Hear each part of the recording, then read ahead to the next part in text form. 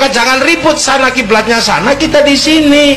Makanya kalau sekarang di Filistin ribut Yahudi, Nasrani dan Islam, itu pantas karena rebutan tinggalan nenek moyang. Siapapun yang berebutan sawah pasti saudara. Kalau pematangnya baru tetangga. Jadi Palestina itu punya 3 agama. Jadi kalau ribut di sana nggak usah ribut. Wah itu hancurkan Pak. Ya kalau sekarang di sana yang menang ya yang pinter. Nah berhubung sekarang yang pinter Yahudi, ya Yahudi yang menang. Lah kok bisa? Lah Yahudi sudah mikir rembulan, kamu malah ribut celana cingkrang. Kan kejauhan mundurnya.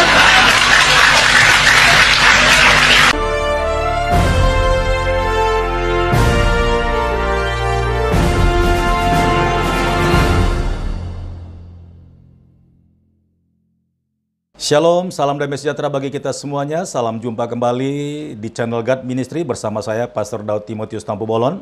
Terima kasih banyak buat kesediaan saudara untuk mengklik video ini. Dan karena Pastor Daud sudah lama tidak mengupload video, terima kasih banyak buat kesediaan saudara untuk tetap menantikan uploadan yang Pastor Daud mau sampaikan.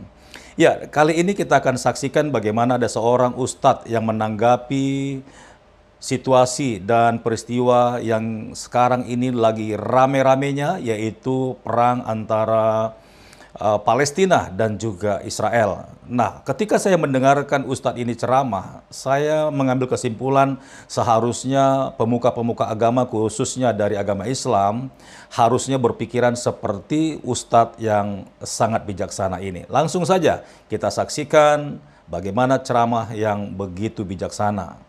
Tuhan Yesus memberkati.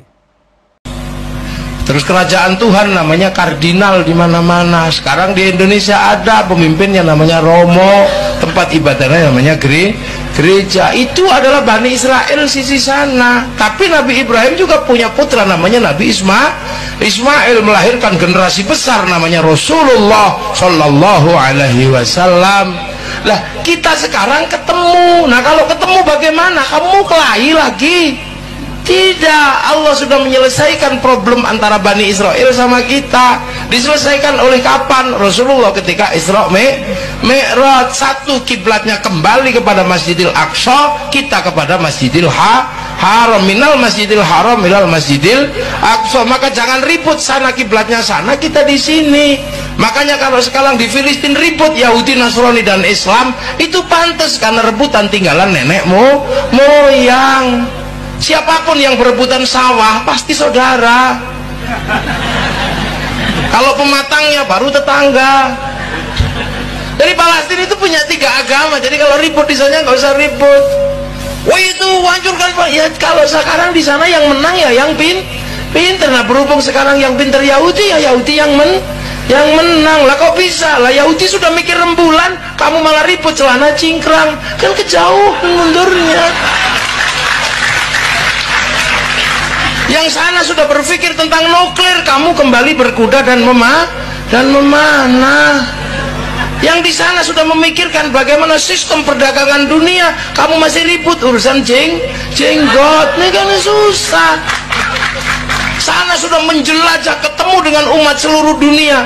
Bahkan mereka masuk ke semua negara. Kalaupun orangnya tidak datang, pesawatnya datang, sistem finansialnya datang. Sementara kalian masih membahas masuk gereja kafir, kan aneh. Kamu mundur. Kamu masih ribut orang bawa tumpeng ke gereja musyrik. Lah kan kamu aneh. Mundur, jangan kejauhan nak. Mundur itu dikit aja, jangan jauh-jauh. Kalau kamu katakan orang masuk gereja itu kafir, kasihan kaum muslimin yang jadi cleaning service di gereja. Sudah bukan waktunya. Habib Umar bin Hafid biasa mengucapkan selamat Natal di gereja sana, padahal setiap hari perang. Kamu kurang yakin dengan kealiman Habib Umar bin Hafid. Kamu masih kurang yakin dengan kemuliaan beliau. Beliau ke gereja, kadang kalau sewaktu sholat masih di gereja, beliau sholat mengambil tempat di sudut gereja. Kok kamu masuk gereja aja kok kafir? Kamu maunya apa? Apakah kamu mau bangsamu ini semakin mundur, agamamu semakin terpuruk? Ini eranya era perbankan, jangan mundur mengharamkan bank. Kasihan umat mati tidak punya jaminan kehidupan untuk bangun industri. Jangan. Tapi itu tidak terjadi di kalangan santri-santri, tetap maju. Sesuatu yang sudah dilewatkan oleh para masa lalu menjadi pengingat, dan kita akan terus bergerak ke masa depan. Yang lain mundur bakas jenggot, kita sudah tidak ribut masalah jenggot. Yang lain masih membakas celana cingkrang, kita sudah tidak ribut masalah celana cingkrang. Yang lain masih ribut tentang bunga bank, kita udah nggak ribut karena kaum muslimin nggak bisa pisah dari bank. Kenapa? Pergi haji pakai bank, baca Quran butuh bank, karena percetaan Quran utang bank dulu sebelum dibeli sama negara. Nah, kalau kamu nggak suka bunga bank, ya jangan diambil bunganya kalau kamu nggak yakin. Tapi jangan kau haramkan bank, karena bank dibutuhkan oleh kehidupan manusia baru. Ibarat kamu punya istri, kalau cuma mulutnya yang cerewet, ya mulutnya jangan dipakai. Kita telah mendengarkan apa yang diceramahkan oleh Ustadz Muwafiq. Ya, menurut saya setelah saya mendengarkan ceramahnya, ada benarnya saudara, bahwa pertikaian antara Israel dan juga Palestina ini bukanlah masalah agama, tetapi masalah warisan tanah yang diwariskan oleh nenek moyang bangsa Israel, yaitu Abraham.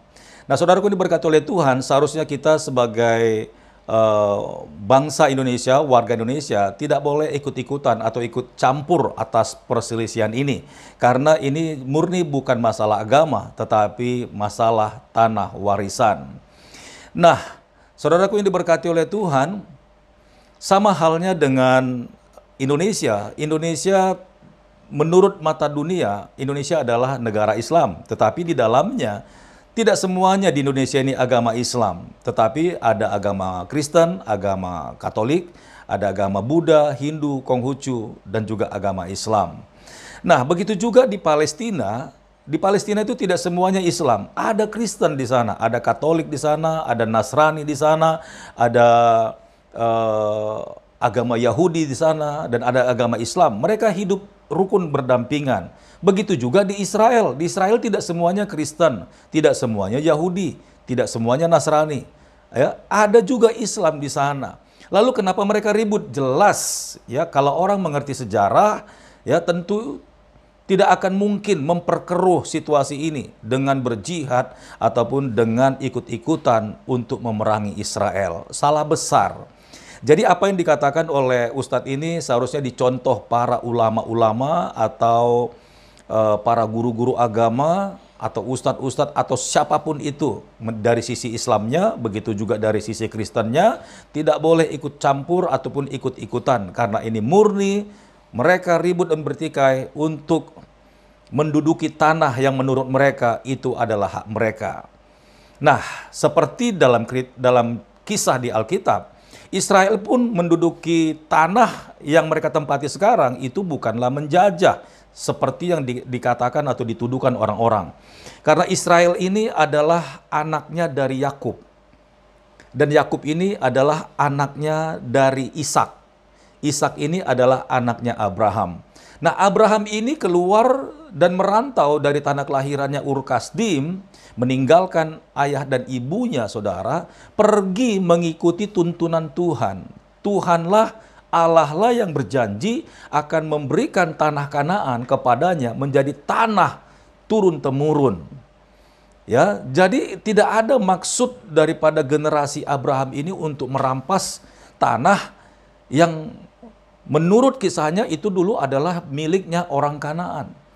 Karena Allah yang menciptakan langit dan bumi beserta isinya, dan Allah lah yang menentukan Israel umat pilihannya ini untuk menempati tanah Kanaan itu sesuai dengan petunjuk Tuhan.